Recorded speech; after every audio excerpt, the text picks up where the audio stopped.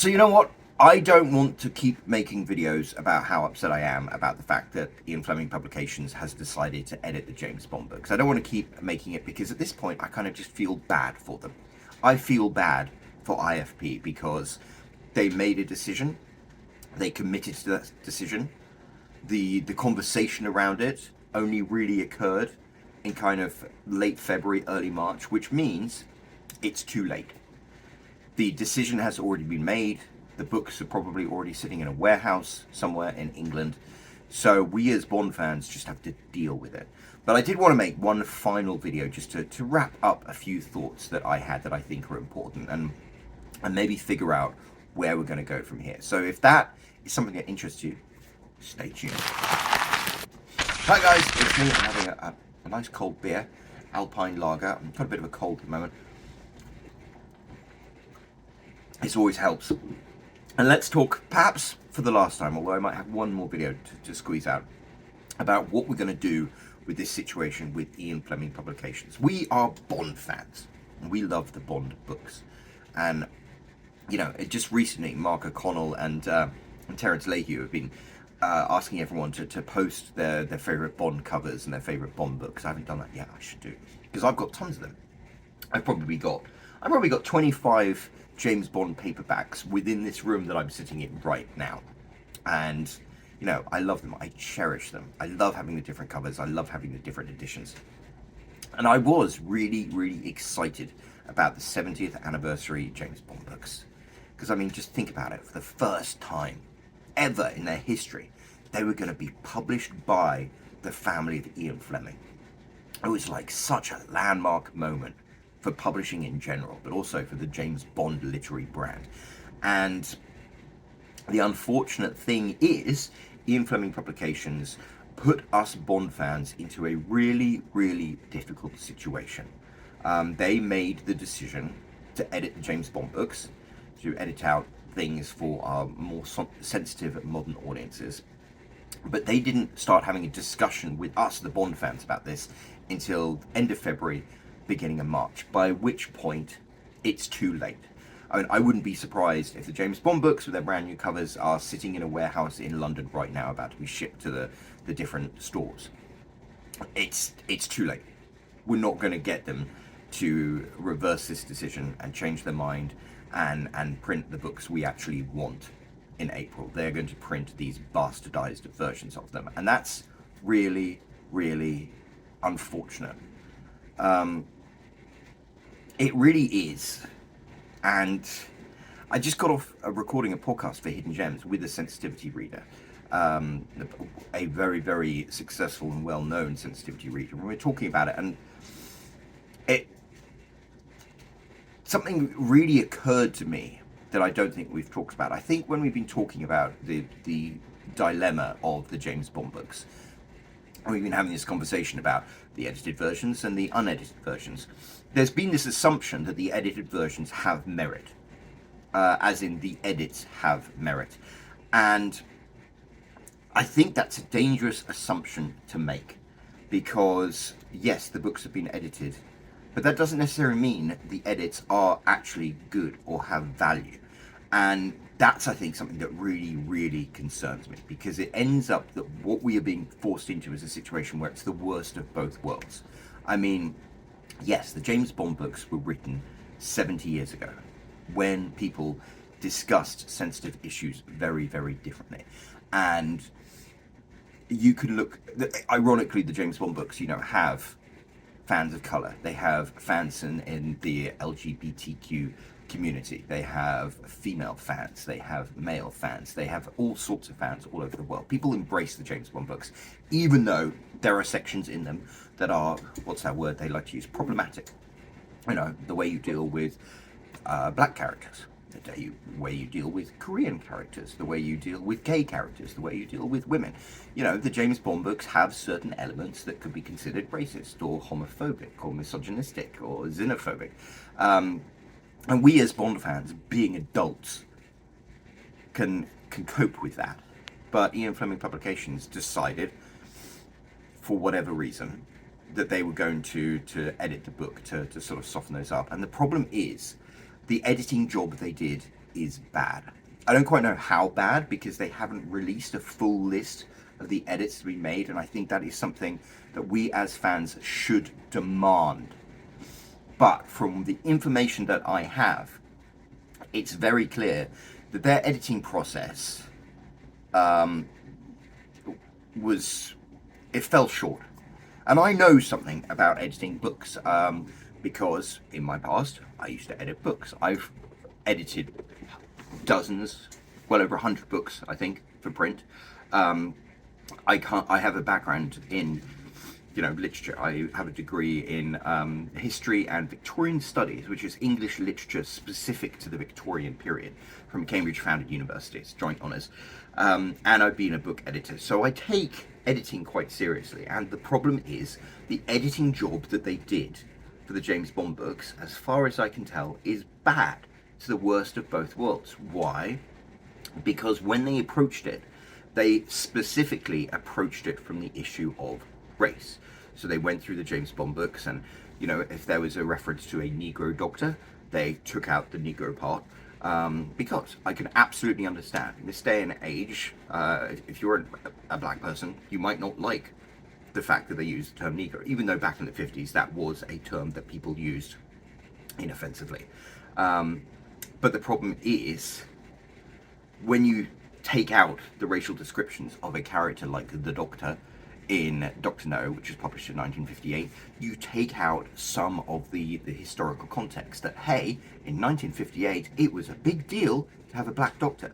That's why Ian Fleming specified the Doctor's race, because it was a big deal. You take that out, you're trying to make the books less racially insensitive by removing the black people, which I think it's an unintended and short-sighted solution to the problem, and it lacks context. And that's what I have the issue with the editing that was done. It was done by people who, I don't believe that editing professionals made the edits that were made, because they seem a kind of slapdash, really. I mean, the problem is, you have the James Bond books now, where they've removed all of the problematic language involving race. But you've also got left in there, other racial things. They still describe Koreans as ruthless and have that scene where Oddjob eats a cat. They're still sexist, women are still blithering idiots who can't drive. They're still homophobic, where James Bond goes off on his rants about what's wrong with gay people, which I always find very funny.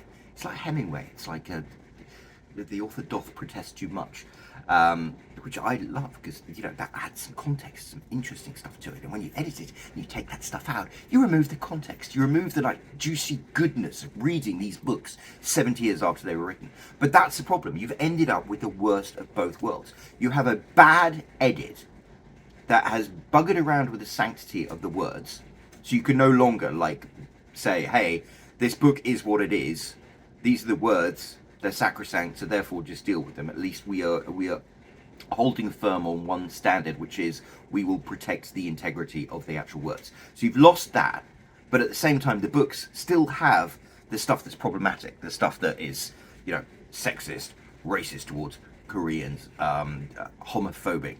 It's the worst of both worlds. We've got a book now that can't stand on either things. It's like, hey, James Bond is still sexist and racist, but also, it's not actually the words of Ian Fleming anymore. It's like, so frustrating. But it's done now. So what can we do? What can we as fans do?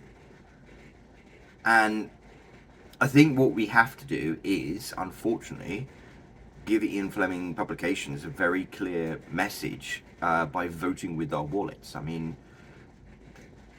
if these books weren't buggered around with, if they hadn't made edits to them, I would buy every single book with a new release. I would love to do that. I reviewed the covers. I didn't necessarily love all the covers, but I liked them. I thought effort had been put into them. And because of how much I believe in independent publishing, and because of how much I want Ian Fleming Publications as an imprint to thrive, I would have bought all those books. Bang. But I can't now because I don't want to send a message to Ian Fleming Publications and say what you did is okay, because it's not. What you did is ultimately it's one of the like rookie mistakes of an independent publisher or a self-published author. You start off thinking you can do it all yourself. I mean, I've worked with so many first-time authors and they're like, oh, I've got this wonderful picture, I'll use that as the cover. And it's like, no, that's a wonderful piece of art, but if you go and research your market and your category and your genre, you can see there are certain conventions with the covers, and if you want your book to be successful, you should probably, respect those. In terms of like genre and category, there are certain ways you market books. There are certain things that you need to do to books to make them appeal to readers. So if you start trying to, cross the streams and have a book that spans genres, that's going to make your position as a self-published author very, very much more difficult. Writing a blurb, the look inside, everything to do with how the book is presented is really, really important. And editing is a massive part of it. I mean, I learned from bitter experience that as a writer, you never edit your own books. Absolutely not. And you don't necessarily need to get a developmental editor, but you definitely need to have an editor to go through your books and give you, lots of red ink throughout it. Every single one of the books that I publish now, I pay an editor, professional editor, wonderful woman down in Texas, to go through my books, because you can't do that yourself. Yes, I design the covers to my books, but I'm a professional cover designer, and I actually design covers for other people. I specialize in designing book covers because I understand what book covers will work on Amazon and in bookstores. It's not just a question of like art, it's not just a question of graphic design, it's a question of understanding, what a book cover needs to be successful. In terms of marketing your book, you need to understand your audience. Like when I write my books, I write them very specifically for a specific audience because I know that audience and I know what they want. And the thing it's really come across as a red flag with Ian Fleming Publications is we, James Bond fans, exist in a multitude. We very much have a community. I know IFP, reached out to the Bond community to have their support when these books are being launched. And it just boggles my mind that at no point prior to this landmark 70th anniversary release of these books did they stop and actually ask the Bond community whether the Bond community was going to be okay with this important decision. If they did, they would have got a very clear message that it wasn't. And they have a very defensible position. They can say, hey, we understand these books were written 70 years ago. Some of the stuff that is contained within is going to be offensive to some people with modern sensibilities. It's going to be problematic. But we are going to stand by the sanctity of Ian Fleming's words. We're going to protect and uphold Ian Fleming's legacy, which is what IFB promised to do by not editing these books. They could have held that position and no one would have attacked them for it, because they take accountability for the problematic elements of Ian Fleming's books, but they have a very, very good reason not to muck around and edit them. And they didn't do that, and they didn't ask the Bond community how the Bond community would feel about that, and now they are reaping what they sowed. And it's really, really unfortunate and really, really disappointing. And I don't know, all I can say is that we as Bond fans need to continue giving Ian Fleming Publications this very clear message, but also we still want to be supportive. If Ian Fleming Publications, for want of a better term, pull their head out of their arse and actually, reach out to the Bond community and talk to the Bond community and see what it is the Bond community wants. The Bond community is a powerful, large, affluent group that would spend money to support what Ian Fleming Publications is doing. Remember, Ian Fleming Publications said that their job, the reason they had regained the rights to Ian Fleming's books, was to protect and uphold Ian Fleming's legacy. And we are the people who are going to be able to help you do that. We're going to be able to help you do that with our enthusiasm, with our support, with the marketing that we all do as Bond fans, and most importantly, with our money.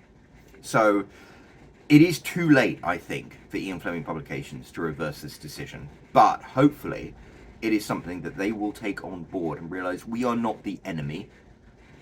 And us not embracing these edits they made doesn't make us bad people.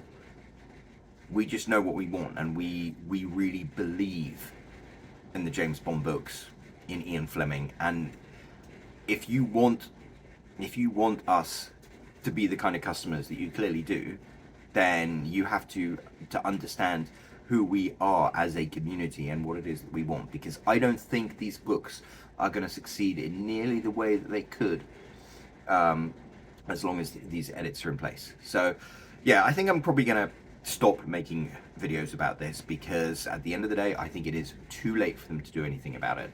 But I really do hope that Ian Fleming Publications understand that we are not the enemy. We are not out to get you. We take no pleasure in having this major irreconcilable difference with you. But it is a major irreconcilable difference.